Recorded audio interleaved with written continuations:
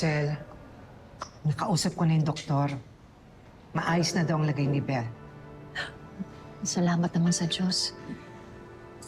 Alam mo, posibleng naabutan sana natin si Gomar at Malu kung hindi humingi sa atin ng tulong si Belle. Madam, wala naman po akong pinagsisisihan sa mga nangyari. Mas mag-aalala ako kung may nangyaring masama kay Belle. Inaalala ko lang po, bakit kaya wala pang update si Lyndon? Balikan ko na lang kaya, no, Madam? Rosel, wala ka nang maaabutan doon. Isa pa, tumulong na rin sa ating mga pulis para humabol sa kanila. Maghintay na lang tayo ng update, ha? Malalaman ko na kasi kung nasan yung anak ko eh. Tapos, nangyari pa to. Wala namang dahilan para tumakas si Malu. Alam mo, pakiramdam ko, merong tao sa likod ni Malu. Sino naman? Sino yung nagpoprotekta kay Malu? Buti natakasan niyo si Rosel. Salamat naman. Sir Chris, naaawa po ako kay Rosel. Kung magkakaroon po ng pagkakataon, pakiusap ko po, sabihin niyo na sa kanya ang totoo. Kung ano man po ang kaparusahan, nakapalit noon, tatanggapin ko po. Pagod na rin po ako magtago ng sikreto.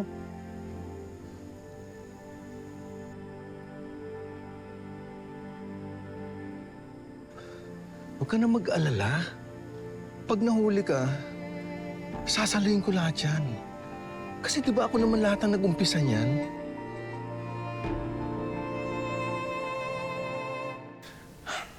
Dok, hindi ko na alam gagawin ko. Ako rin. Hanggang kailan pa ba natin may tatago ito? Siguro nga, Dok, napakaduwag ko. Dahil hindi ko kayang harapin yung galit ni Rosel. Yung galit ni Tyrone. Galit ni Belle.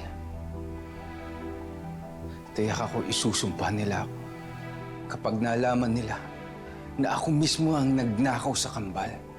Pero pare, nahihirapan na si Rosel kakahanap ng anak niya. Ako rin, nakukonsensya na ako. Hanggang kailan pa ba natin may tatago ito?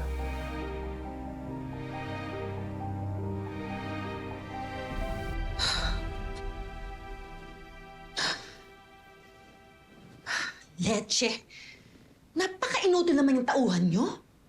Wala na ngang malay si Belle nung kinuha niya, pero natakasan pa rin siya.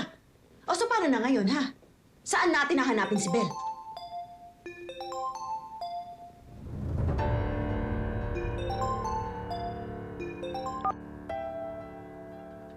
Hello?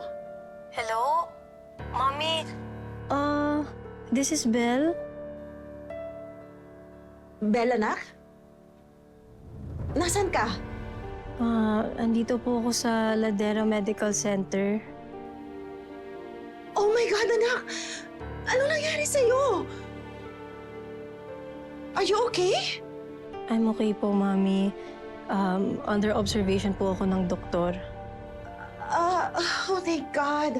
I was so worried about you. Ano ba nangyari? I was just about to ask you the same thing. Ano po nangyari? Hindi po magkasama lang po tayo? Ano kasi, ano anak, hindi ko rin alam eh. Hindi ko alam kung ano nangyari. Paano hindi niyo po alam? Ano kasi anak, you know what, i-explain ko na lang sa'yo kapag magkasama na tayo, ha? Basta sa ngayon, I'm just so happy that you are safe. My God, grabe yung pag-aalala ko sa'yo. Akala ko kung ano na nangyari sa'yo eh. Munti ka na nga akong mag-report sa mga polis, buti na lang tumawag ka. Bella, halos mabaliw ako. Hindi ko alam kung anong isipin ko, kung anong gagawin ko. It's okay, Mommy. Buti na lang po may nagligtas po sa akin. Buti na lang talaga may mga mabubuti pang tao sa mundo, no? Sino nagligtas sa'yo? Sina Tita Rosel at si Tyrone po. Si Rosel? Kasama mo si Rosel ngayon? Mommy, please. Huwag na po kayong magalit. Kung hindi po dahil sa kanila, baka napahamak pa rin po ako. We should be grateful for them. We should be grateful for Tita Rosel. Nawindang lang ako. What a coincidence. Nandun siya talaga sa lugar? Really? Hinahanap po niya yung anak niya. Tapos, hinahabol po nila sina Aling Malu. Pero ako yung nakita nila on the way. It's ironic, isn't it? Ironic. Paano po ironic? Ang ironic lang na yung babaeng sumira sa pamilya natin, siya pa yung nagligtas sa'yo. Iba talaga magbiro ang tadhana, no? Nakakapikon. Mommy, please. Let's just be grateful. Let's be grateful for Tita Rosel, okay?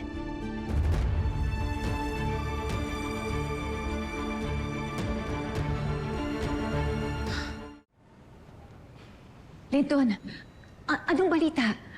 Nasaan si Malu? Nahanap mo ba sila?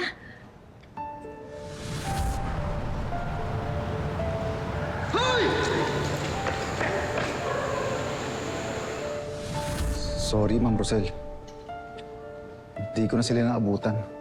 Hindi. Hindi pwede. Kilala ko si Malu. Kahit ganun yun, may konsensya yun. Kung makakausap ko lang siya, sigurado kong lalambot yung puso niya, magmamakaawa ako sa kanya. Paano kung makikita yung anak ko na hindi ko na alam kung nasaan siya? Sino pa magsasabi sa akin kung nasaan yung anak ko? Rosel, tama na. Di ba nangako ako sa iyo? Nagagawin ko ang lahat para tulungan kang mahanap ang anak mo.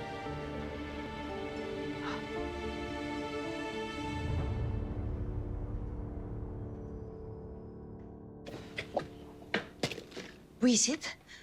Pera na naging bato pa eh. Kahit kailan talaga, no, panira yung Rosel na yan. Pero nakakatawa, no? Hinahanap niya yung anak niya. Hindi niya alam kasama na pala niya. Kung sa bagay, ang sarap nilang paglaruan. Hanggat hindi pa alam ni Rosel yung totoo, patuloy lang natin silang pahirapan. Pero syempre, mas better kung pagkakakitaan natin, di ba? Sige, mag-isip ka ng paraan kung paano, ha? But in the meantime, pupunta muna ako sa hospital, susunduin ko si Belle. Ayokong magtagal dun si Belle kasama yung Rosel na yun. Mahirap na. O good luck, ha? Sa pagkikita niyo ulit ni Rosel. Siya ang humanda sa akin. Dahil lalo ko siyang pahihirapan.